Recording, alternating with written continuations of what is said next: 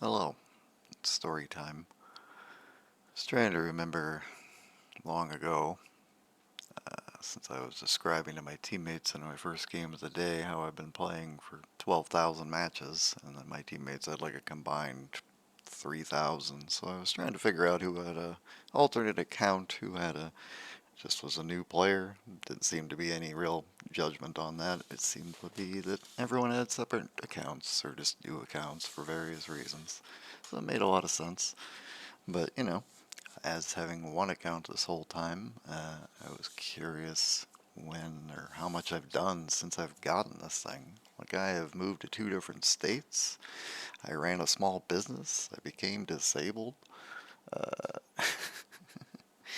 I've gone through bankruptcy. I've had a marriage that failed, and I went through a divorce. There's been a lot of things since Dota's come out. So people talk about, like, how can you still have, say, Legend MMR after 12,000 matches? And it's like, it goes up and down. It depends how much you play. Like, there were years I couldn't play very much. There were years I played a lot. And I didn't always understand how Dota worked back in the day, so you gotta assume there's a lot of 6,000 games of just a person trying to avoid life and what that entails. But not thinking about that per se, thinking about how I first got into Dota 2, because I used to have a college roommate.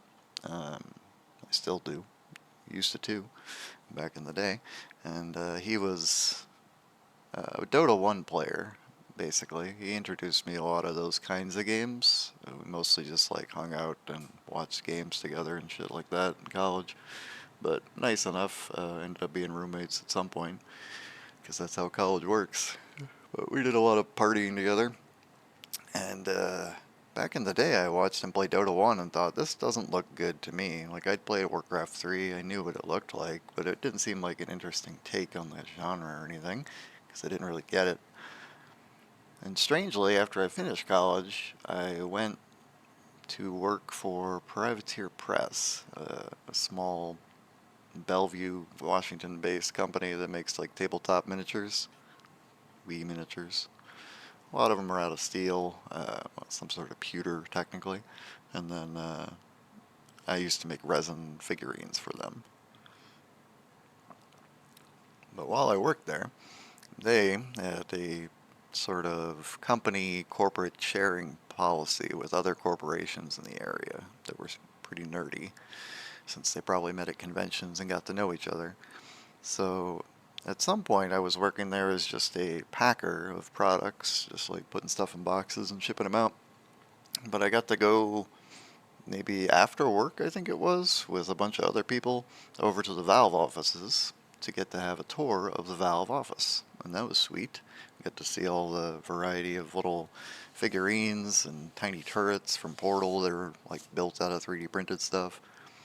We also got to see their manufacturing side, and they had like 3 or 4 3D printers just in a room, just parked, just like millions of dollars worth of 3D printing materials, just like for whenever they need to print something, just in case, just for artists, just for conceptualizing. It was pretty amazing to see. So we used to go over there, not just for a tour as a company, but there was like 5 or 10 of us that played the game that we manufactured as well, because why not? You get it for free, you might as well learn how to play it. It was kind of their mode. So we went over to Valve offices to use one of their lecture halls where we'd set up a bunch of tables and use terrain from people that worked there. So we played with probably, I think, 4 or 5 Valve employees usually.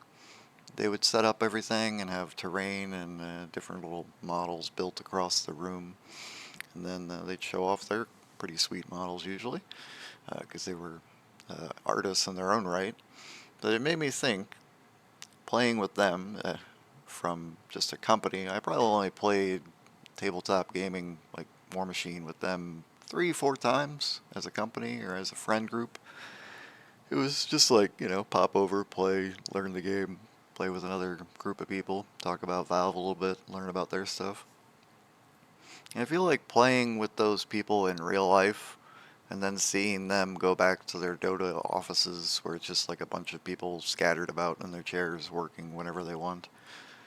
Like, it was an interesting mode to make me feel like Valve was probably the right kind of company for me.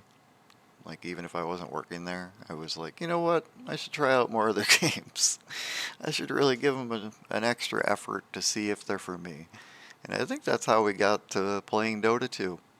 Because somewhere around that time period, I believe one of my Dota invites probably came from, if not Finol, then probably someone else entirely that was related to him back in the day. Because I think the Team Fortress 2 team had one or two guys that I played with, and they may have sent along the pass back in the day. I'm sure I could look it up, but just an interesting thought that in the what feels like a million years ago, or like 16 years ago now, from when Dota came out, a lot has changed. A lot in life. Like, there's a Valve employee still on my friends list. Not like he friended me back or anything, or probably still has me there, but it's just one of those thoughts of like, man, I've been playing so long, and really, it's only because I met one of the Dota 2 developers in real life and like had shared food with them. But yeah, fun fact: the Valve offices have like a vending machine slash 7-Eleven on every floor, or at least they did.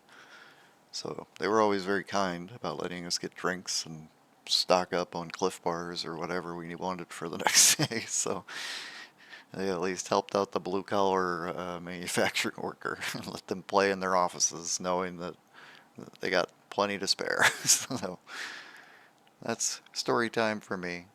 It's been up to 3,500 MMR.